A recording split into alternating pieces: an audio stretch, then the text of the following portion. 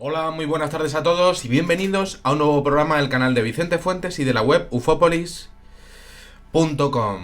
Hoy tenemos otro de esos casos espectaculares dentro de la ufología que desde luego merecen la pena ver y que a mí particularmente pues me apasiona por lo que ocurrió, por esos sentimientos que uno tiene cuando se asoma a lo imposible, pero que ocurre y que quedan datos, quedan testimonios que son apasionantes y que viene de gente que desde luego pues tiene una formación que es pues perfecta para pues exponer unos datos que son realmente impresionantes. Y no estamos hablando aquí de Perico el de los palotes, estamos hablando de gente que son pilotos y que saben perfectamente lo que están viendo y sobre todo saben distinguir entre lo que es la realidad y lo que es pues cualquier tipo de cosa o de nube o de bichejo o de pájaro que se tope con lo que sería su avioneta, su avión. Hoy vamos a tratar uno de esos incidentes inolvidables que se quedan marcados dentro de tu alma y de tu corazón por lo que ocurre delante de ti y que es algo que es inolvidable y sobre todo que es algo que es espectacular. Nos vamos a ir directamente con nuestra máquina del tiempo preferida, algo que sinceramente es que me encanta decir, ¿no? Nos vamos al 2 de noviembre de 1982, yo ya he nacido el día 28 de enero, ¿no? Y nos vamos con el señor, es un Julio Miguel Guerra, es un capitán, miembro del escuadrón 101 de las Fuerzas Aéreas de Portugal, que se encuentra realizando pues lo que sería un entrenamiento de acrobacias aéreas, de esas que tanto nos gusta ver en la tele, en su avión DHC-1 en la parte central de este país de Portugal. Su dominio desde luego del aeroplano pues le permite hacer unas cabriolas que son preciosísimas, desde luego a la vista de cualquier testigo que pueda observarlo desde la superficie, ¿no? Piruetas en el aire y bueno, pues esa sensación de verlo desde abajo y sobre todo esa emoción de hacerlo él por su parte desde arriba. Y bien, os cuento, porque resulta que sobre las 11 menos 10 horas de la mañana, ¿no? A una altitud de unos 1800 metros, pues resulta que el señor Guerra comienza a sentirse extraño en el interior de su aeronave. Estaba observando algo raro cerca de lo que es el suelo. Era como otro artefacto volador y no es lo normal porque no tiene alas, no tiene cola sobre el fuselaje central y es que encima es redondo. Empieza a pensar que es un globo, pero es que se mueve de una manera imposible. Era demasiado raro para cualquier artefacto militar portugués y entonces, pues, dentro de lo que es su entrenamiento, dentro de lo que es su misión, pues decide bajar a investigarlo. Pues esa sensación que uno tiene para saber dentro de la ufología, pues él la tiene y él baja a ver qué es eso. Entonces Guerra gira su avión 180 grados hacia la izquierda para tratar de verlo mejor y comienza a tomar la dirección sur, es la correcta, lo va corroborando como es el tema pues a nivel visual, también a nivel de radar y de repente sucede algo que no estaba en sus planes y sobre todo no entra en los cabales de ningún piloto. De repente aquel objeto sube hacia arriba 1800 metros en menos de 10 segundos. Va a por él. Y es extraño porque aquel objeto, aquel ovni, parece en un principio inestable, como el caso de Argentina, de Mendoza, un poco con oscilaciones.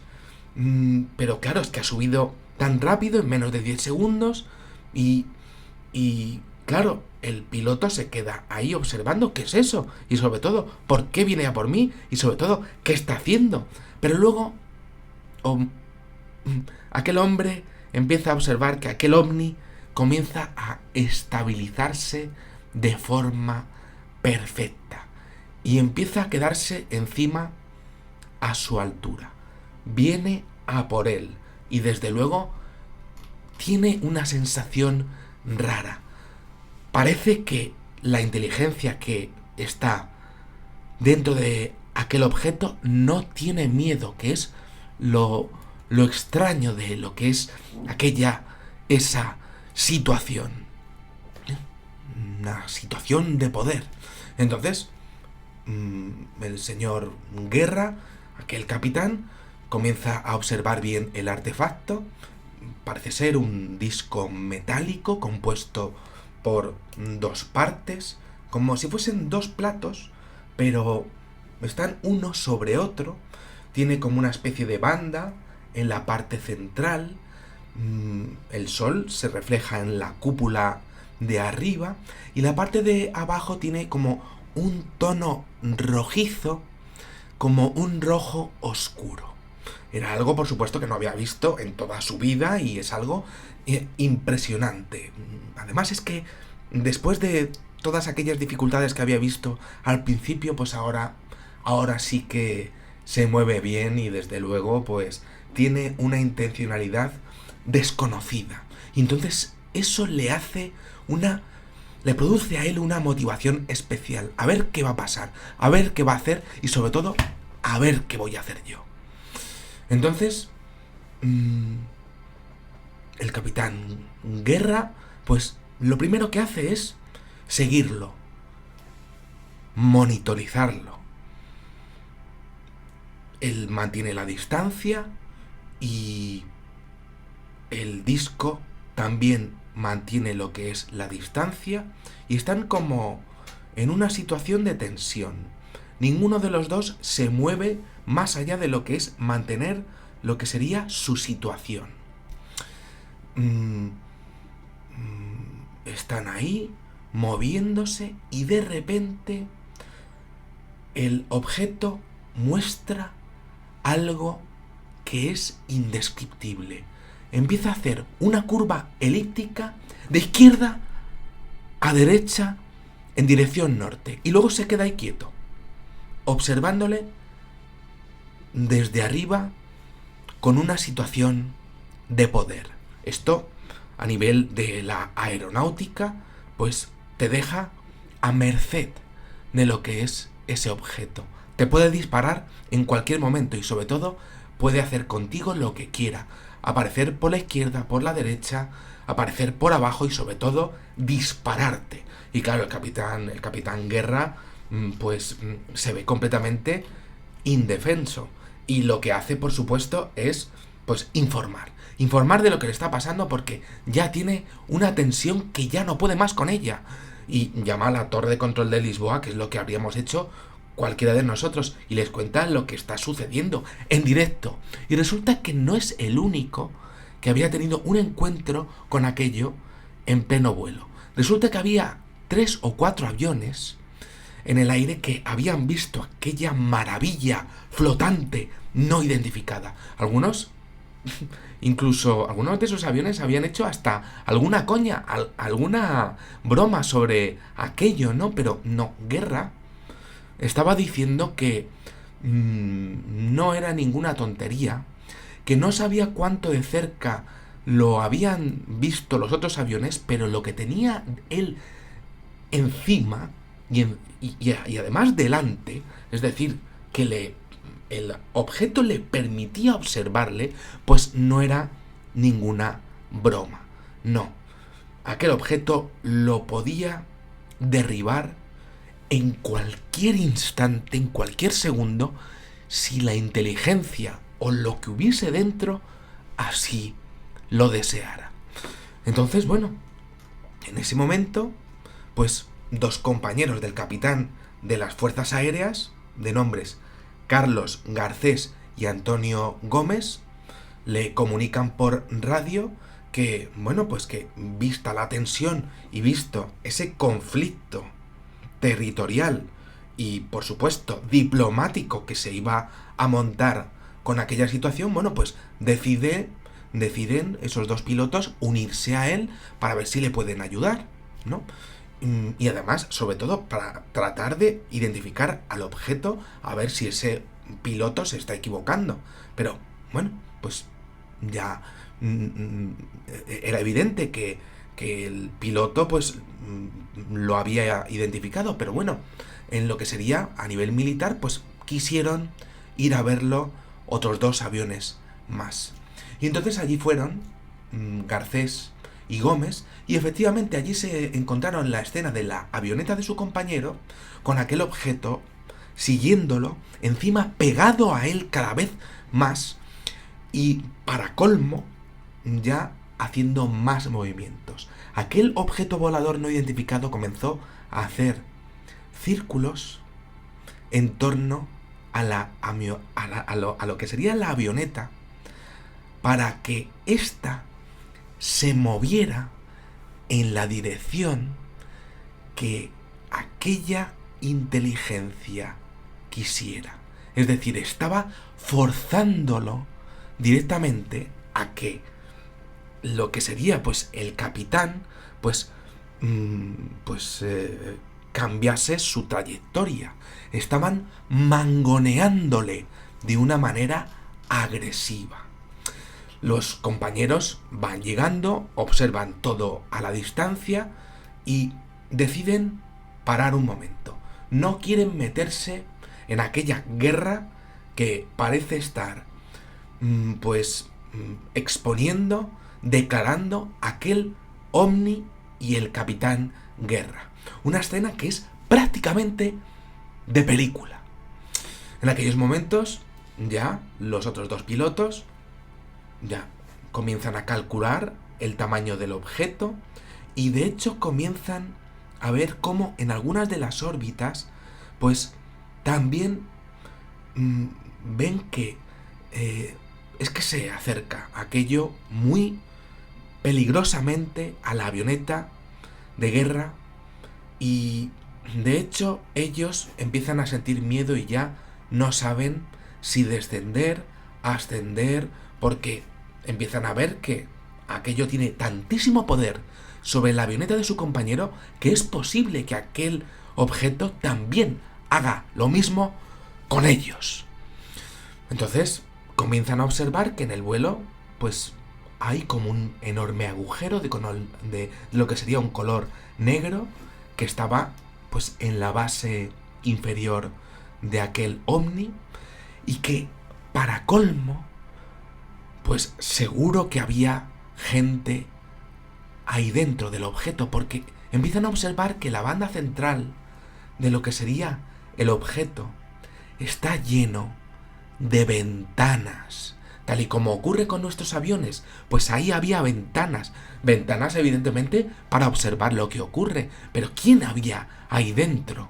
Algunas de ellas tienen luz, otras están apagadas, es decir, en lo que serían las ventanas iluminadas hay algo, hay seres, y en otras, las que están apagadas, no. Comienzan a observar los dos pilotos que el sol ilumina de forma absolutamente espectacular el objeto, que es bellísimo, pero que también es peligrosísimo. Y todo era tan absolutamente extremo y raro que ninguno de los dos pilotos sabe qué hacer. Y por supuesto el Capitán Guerra está totalmente anonadado y también tiene un pánico total ante qué hacer también. Están los tres en situación límite. El sol brilla y brilla en el objeto que cada vez es más precioso y cada vez es más terrorífico a nivel aeronáutico. Y tras 10 minutos de observación mutua, de repente, Guerra le echa valor y con todo lo que es su valentía, decide actuar y no ser mera comparsa de aquel ovni. Decide que va a ir a interceptarlo y a derribar aquel objeto porque se encontró ante una situación que era tremenda. O tú o yo.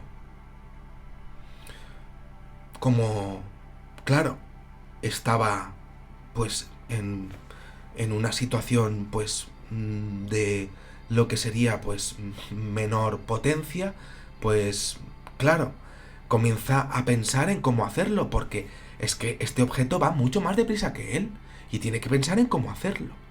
Y entonces empieza a pensar que hay que volar justo hacia la trayectoria del punto final de la órbita elíptica a la que va a ir el objeto en su siguiente movimiento. Y entonces empieza a pensar en cómo se está moviendo y entonces empieza también a calcularlo en directo. Y entonces ahí el vuelo de aquel objeto rompe todas las leyes de lo que sería la física, la aerodinámica conocida, y empieza a moverse de forma espectacular y se encuentra a solo 5 centímetros de la avioneta del capitán Guerra.